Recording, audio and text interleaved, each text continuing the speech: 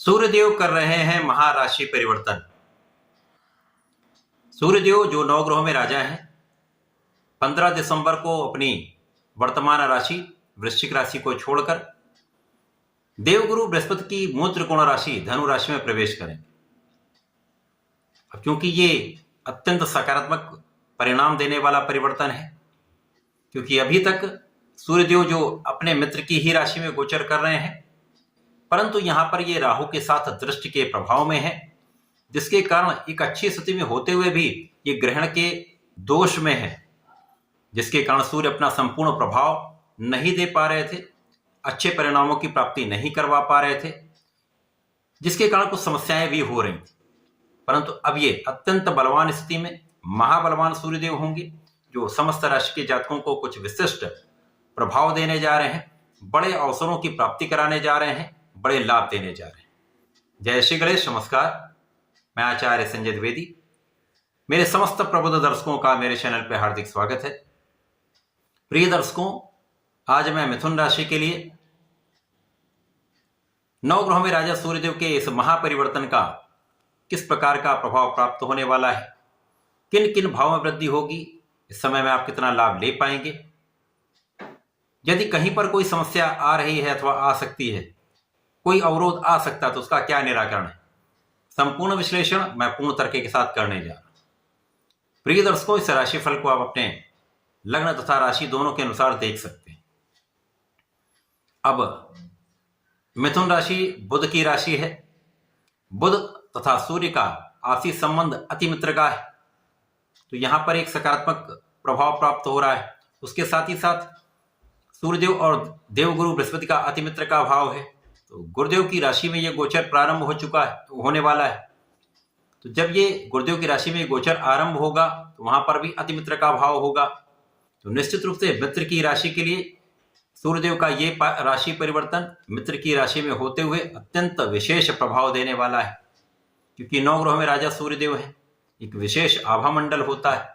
इस आभा मंडल के समक्ष समस्त ग्रहों का प्रभाव निर्बल हो जाता है, तथा सूर्य में विशेष सामर्थ्य है, क्षमता है, शासन करने के गुण है, नेतृत्व का गुण है।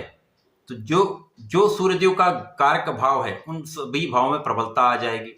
यहाँ पर गुरुदेव की राशि में होंगे जो धैर्य, संयम तथा ज्ञान के कारक हैं, समस्त मांगलिक कार्यों के कारक हैं। तो जब ऐसी स्थिति में सूर्य का परिवर्तन हुआ है, ऐसे भाव में हुआ है, तो उसका संपूर्ण प्रभाव को प्राप्त होगा। अब महाबलशाली सूर्यदेव हैं, मिथुन राशि के लिए पराक्रम के स्वामी होकर आपके सप्तम भाव में गोचर करेंगे। सप्तम भाव जो केंद्र का भाव है, जहां पर समस्त ग्रहों का प्रभाव कई गुना बढ़ जाता है।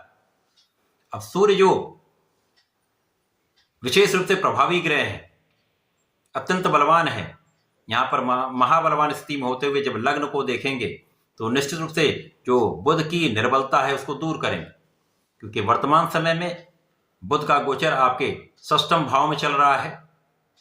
षष्ठम भाव जो रोग ऋण शत्रु का भाव है, नकारात्मकता का भाव है, त्रिक भाव है, जिसके कारण अभी तक जो समस्याएं आ रही हैं या जो समस्याएं चल रही हैं, उनका निराकरण प्रारंभ हो जाएगा। वैसे भी इस समय बुध वक्री अवस्था में चल रहे हैं, जिसके कारण ये समस्या बढ़ी हुई है। कहीं न कहीं मौसम के रोग हो रहे हैं, व्यापारिक भाव में कुछ अवरोध चल रहा है। यदि ऋण लिया हुआ है तो वहां पर समस्या आ रही है, अथवा ऋण लेना चाहते तो वहां पर समस्या आ रही है। काम हो नहीं पा रहा है, पूर्ण रूप से आप सफल नहीं हो पा रहे हैं। जिस कार्य के लिए आप प्रयास करें उस कार्य में समय अधिक लग रहा है, अथवा वो कार्य पूर्ण रूप से आपको संतोषजनक स्थिति में प्राप्त नहीं हो पा रहा है, अथवा उस कार्य का संपूर्ण फल सकारात्मक नहीं मिल पा रहा है। तो ऐसी स्थिति में, क्योंकि बुध ऐसे ग्रह हैं जिनका जिस भाव में होंगे, जिस प्रकार की स्थिति में होंगे, उसी प्रकार का फल देने लगते हैं। अब यहां पर जब सूर्य का परिवर्तन लग्न पर सप्तम भाव में होकर लग्न पर दृष्टि का प्रभाव देंगे, तो आपके आत्मबल को प्रबल कर देंगे, लग्न की प्रबलता को बढ़ा देंगे, तो आपके रोगों की संभावना भी कम होने लगेगी, क्योंकि सूर्य वैसे भी आयुर्वेद के कारक हैं। तो यहां पर सूर्य का प्रभाव आपको आरोग्यता प्रदान करने वाला होगा। तो जो समस्याएं चल रही हैं उनका निराकरण आरंभ हो जाएगा। एक अच्छी स्थिति आपके लिए प्राप्त होने वाली है। स्वास्थ्य समस्याएं कम से कम होंगी। जब आपका आत्मबल प्रबल होने लगता है तो आपके निर्णय की क्षमता बढ़ जाती है, बुद्धिबल श्रेष्ठ हो जाता है। साथ ही साथ यहाँ पर निर्णय आप अच्छे करने लगते हैं। निर्णयों की सकारात्मकता से लाभ की स्थिति में प्रगति हो जाती है। तो यहाँ पर ऐसी ही स्थिति आपके लिए बन रही है जब सूर्य का प्रभाव एक विशेष आभामंडल आपका बनाने वाला है, एक विशेष प्रभाव देने वाला है, आपके नेतृत्व के गुण को प्रबल करने वाला है, शासन करने की क्षमता को बढ़ाने वाला है, लीडरशिप क्वालिटी को डेवलप करने वाला है तथा इस समय में आपके परिश्रम को संपूर्ण रूप से बढ़ाकर आपको महापराक्रमी बनाने वाला है। भाई बहनों का सहयोग प्राप्त होगा। इस समय में अच्छे मित्रों का साथ मिलेगा। तो जो समस्याएं, जो विवाद, जो संभावनाएं बन रही थी, उन संभावना का समापन यहां से आरंभ हो जाएगा। जो सरकारी तंत्र से समस्याएं चल रही थी, सरकारी तंत्र से कोई कार्य नहीं बन पा रहा था, शासन प्रशासन से आपको लाभ नहीं मिल पा रहा था, उन समस्याओं का समाधान यहाँ पर निकलना प्रारंभ हो जाएगा।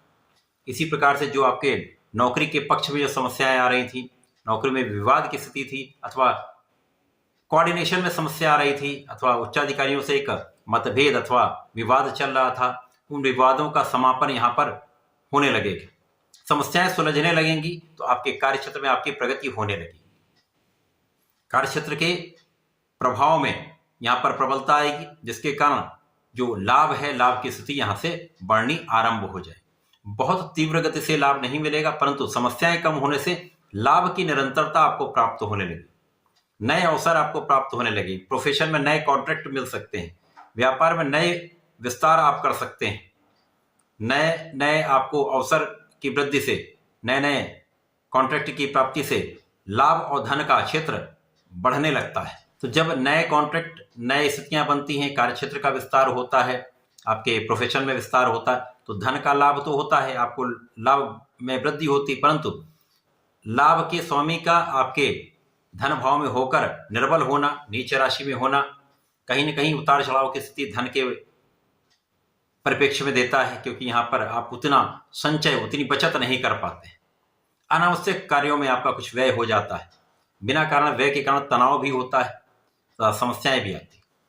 तो यहाँ पर वो स्थिति आपकी सुधरने लगेगी, समस्याएं कम होने लगेंगी। अब यहाँ पर सूर्यदेव जो सप्तम भाव में स्थित हैं, यहाँ पर जीवन साथी के साथ सामंजस्य में कुछ समस्या आती है, परंतु यहाँ पर आपसी मतभेद को बुलाकर यदि प्रेम के साथ अपने जीवन को चलाएंगे तो समस्याएं कम होंगी। लेकिन यहाँ पर साझेदारी में आपको लाभ मिलेगा, साझेदारी में आपका पक्ष बलवान होगा, आपके निर्णयों से, आपकी प्लानिंग से आपको आपके साझेदारी के काम में सफलता मिलेगी, लाभ की वृद्धि निश्चित रूप से होगी।